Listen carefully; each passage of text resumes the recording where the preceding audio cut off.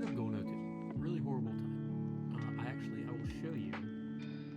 So let's just go ahead and set its default. How the testing went leading up to the tournament, and then the actual tournament play. I'll go through the results. But obviously very reminiscent of Carpath's deck. Very similar. I would say the biggest flaw that I had was I didn't have ways to reliably get malicious out of my hand when I played. And just like some of my draws were insane. But this is a deck. I don't think there's anything too crazy. Maybe I swapped Dust Tornado for a third theme, Phoenix Worm Blast. Smashing Ground was cool. The Book of Moon was fine. 3 Miracles, really no clogging, but just the malicious. But let's go ahead and go into the actual 2 games that I got in itself.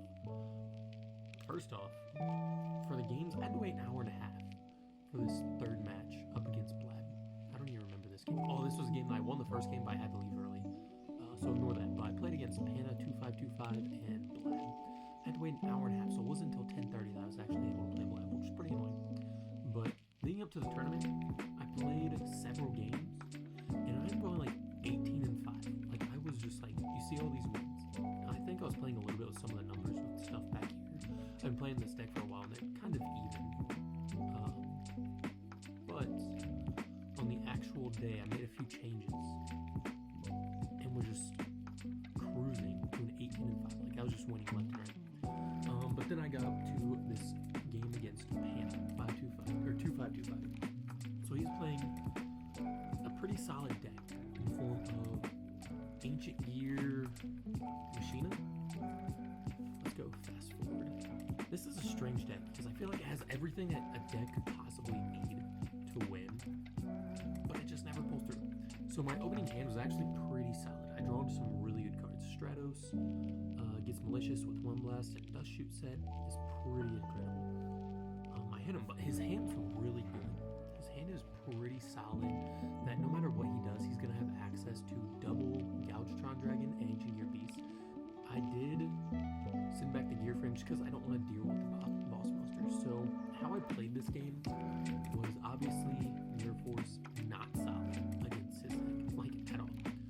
But I didn't have any good out, so I had to get the most I possibly could get out of the Phoenix One Blast, and I couldn't decide if I wanted to use it on a Gear Town, knowing that he could still get that Mausoleum Church, because I know he's going to get that anyway.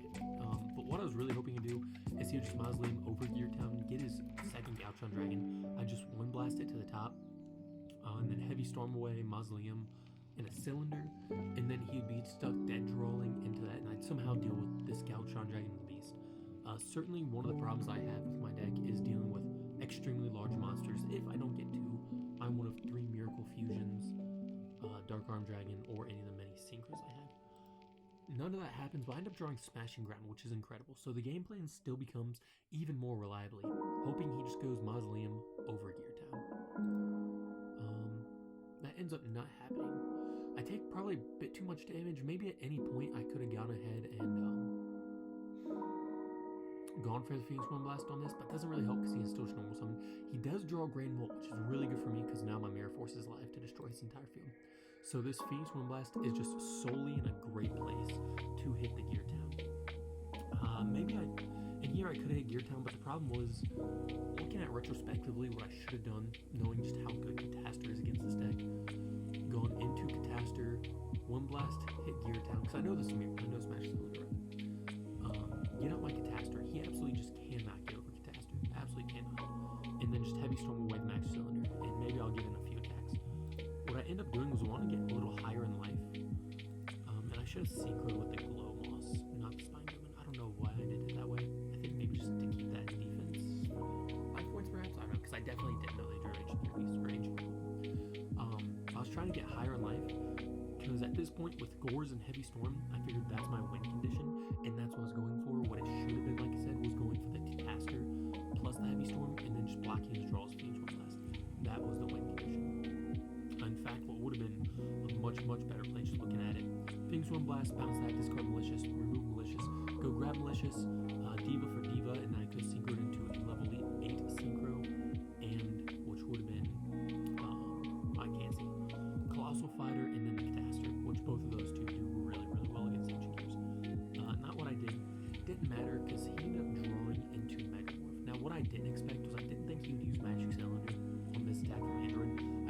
save that for more of a game shop perspective, because again, I still am set up. I don't know that he has Ancient Gear Golem at all, so he finally gets rid of that Gear Town, and I think this is great. I have Phoenix Wind Blast on Malicious. I'm going to gain a ton of life from Magical Android over the next couple of turns. Plus, I have Heavy Storm to get rid of the Mausoleum. Doesn't happen. He does have the Heavy Storm, which just ruins my life. That's fine. Going into game 2. Again, pretty solid hand. Here I just know super monster heavy hand. Unfortunate, but with the Malicious plus level 5 access, with Phoenix Wind Blast, I get really, really good. I know if I can just somehow get double devolve, so I do have access to a synchro next turn. If I can stop even just one turn, get the synchros next turn, I'm in a really good position. Cyber Dragon, obviously, great backup. And he does his thing. He does draw like one of, maybe two of, I don't know how many crows I had. But go ahead and bounce that. That goes through. Next turn, I actually go out to Catastor, like I mentioned before. And it's unfortunate, he just gets rid of that. But Catastor, just summon it, and I never look back. It's pretty much game from here. He can't really do anything. His hand's pretty dead. I guess he could have Gear Town to summon Beast. Doesn't help him. Does summon Fortress. Doesn't help him. Here, I do send back the Beast because I just don't want that easy draw on Fortress. Just clogs a little bit more. Again, that DD Crow on the Malicious really hurt that fusion, but good for me because now I do have legitimate discard fodder for my War Blast. He's just summoning monsters here to give himself another turn. He does not get himself another turn. And then game 3, my hand is, again, super monster heavy. I'm not running that many monsters, but I keep drawing just mad monsters. But these are pretty good monsters. Definitely not bad to have. Looking at what my hand, obviously, so what I should do on Cyber Dragon, Diva, no effect. Go Black Rose, blow up his field, and just win. But I don't do that. My idea was I don't want to get greedy with the Cyber Dragons. And I didn't want to fuse too early. I didn't want a Lightning Vortex. Again, I was pretty much banking winning off of Gores. But he has the jar. And gets him +5. There's no player in history that could have expected more from Jar here. And he just wins the game. He OTKs me this turn. That jar is super unfortunate. I guess good by him to play, and that's why you do play something like that. I should have gone Black Rose. I didn't. Oh well. So that's my first loss. Going into my next loss. Let's get back in here.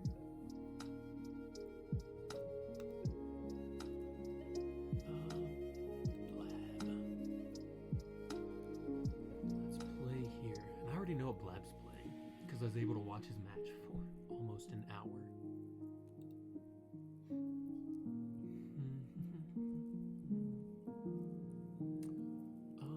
Again, pretty decent hand. I do save the Armageddonite because I want to go into Plague Spreader, but I don't want it to die. If I summon Armageddonite, next turn guarantees I have at least a level 6 Synchro heading up here. So I do send back the Tomato, vice any of these other cards, because I kind of want him to have a dead hand. I was hoping to snipe the Phoenix Wind Blast, Dust Tornado, discard Malicious, or even the Solemn Judgment. Either one of them, really good. But what I think he Heavy Storms actually, and then just sets 2 passes, which I think to be in a super strange play. Anyways, I know no one wants to Phoenix Wind Blast on Armageddon, so I just get in a lot of damage here.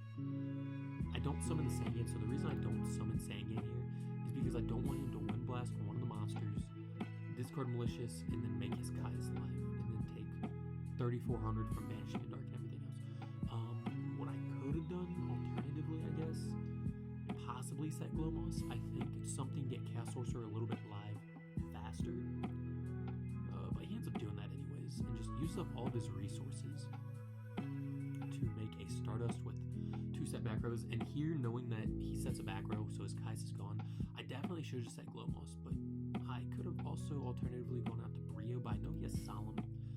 I don't see a reason to set myself back a turn right now to go into Goyo or Brio just to get Solemn or whatever the back row this other one is, knowing that's Mirror Force now, and then having no back row protection for myself.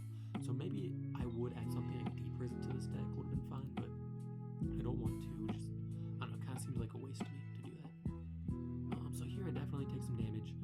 I think, what do I do next turn? Okay, yeah, so this gets my Light and Dark into the grave to go into Magical Android. Who again, Magical Android is such a good card. I didn't know he had Mirror Force, but maybe here I could just summon Chaos Sorcerer. What I was really planning to do is next turn, because I do have Gores, I was just going to summon Grand Mole, hope it gets Solemned. If it doesn't get Solemned, great. I can get rid of Stardust, and then Chaos Sorcerer after that. Or he Solemns Grand Mole to save Stardust, and then I have free Chaos Sorcerer, plus I'd have Gores on board. He top decks the Caius, and he just wins.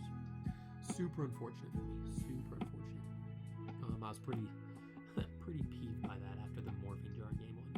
And then this game, so 5 games in, I think I saw 1 Miracle Fusion I couldn't use. Saw 0 Convert Contacts.